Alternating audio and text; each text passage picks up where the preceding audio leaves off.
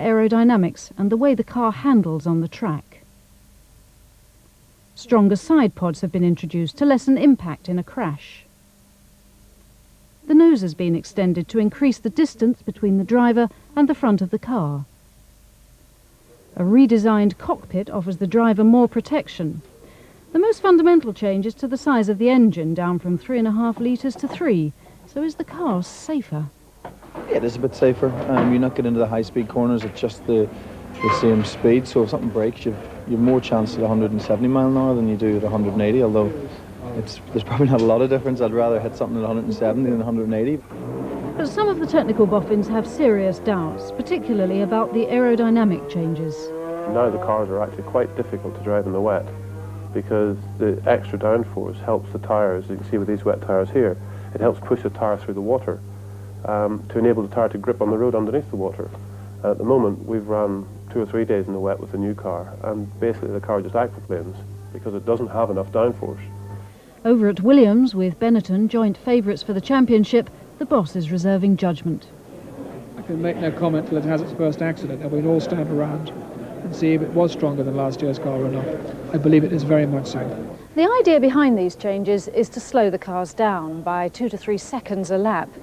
But Formula One is, of course, all about speed. Who gets to the finish in the fastest time?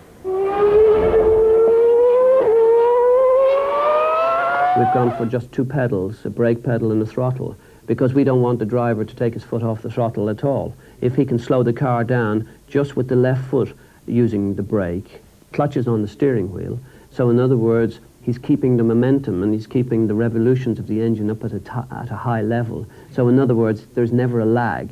And we feel that this can be a benefit to the drivers. It's also going to be quicker. Indeed, most experts privately agree that by mid-season the cars will be as fast as they've always been. To begin with, there will be less power, but the engine people have a habit of finding it again pretty quickly.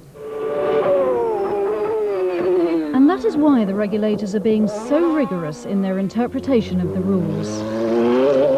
In future, it won't just be fuel under scrutiny. This is a season when no team can afford to take a wrong turn. Joan Thurkettle, News at 10, Silverstone.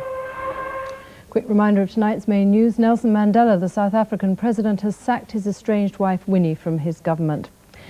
And finally, Hollywood will be giving out the Oscars in just a few hours from now. There are British nominations in 7 major categories, but how are they rating our chances? Bill Neely is in Los Angeles.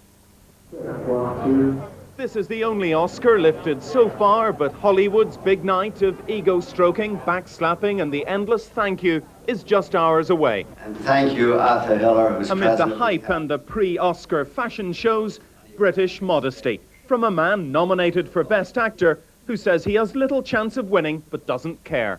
The mere fact that I've been nominated really is an extraordinary credential for the movie. And I'm really so proud of the movie that I don't really give a damn. You know, I think we've done jolly well. You abandoned me to my tormentors. The doctor said it was for your own good. It's Nigel Hawthorne's first major film as the mad King George, and Helen Mirren's first nomination as his wife, the Queen.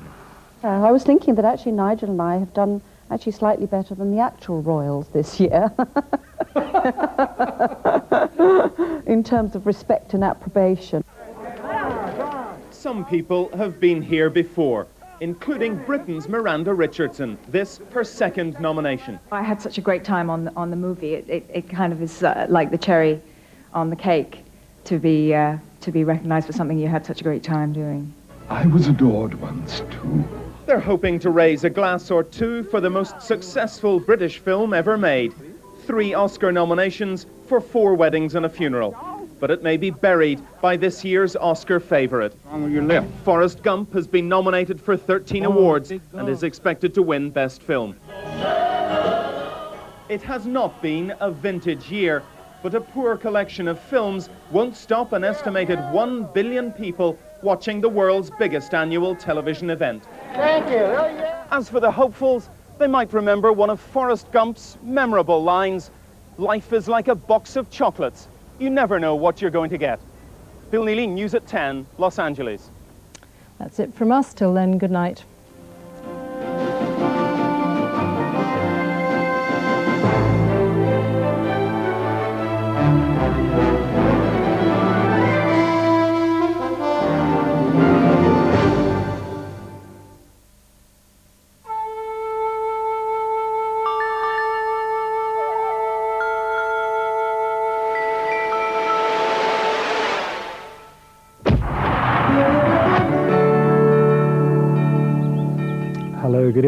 Spring got off to a warm start last week, but winter hasn't finished with us yet.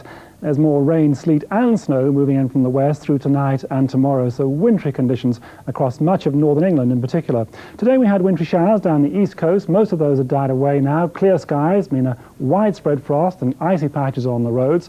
Already there's thicker cloud across Northern Ireland, the first of the rain, sleet and snow moving in there in the next few hours, and then during the night moving into many other western parts of Scotland, England and Wales. Quite a bit of snow to come for the high ground.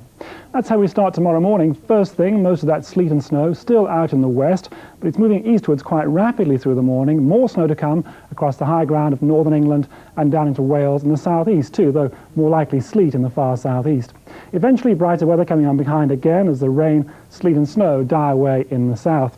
The Met Office have issued guidance as to where they think the worst disruption is likely to be across the Pennines and the North York Moors, an 80% chance there of severe disruption for a time. A cold day, of course, top temperatures only around 5 for many, just 41, a winter's day. Powergen, supplying electricity for homes and industry, whatever the weather.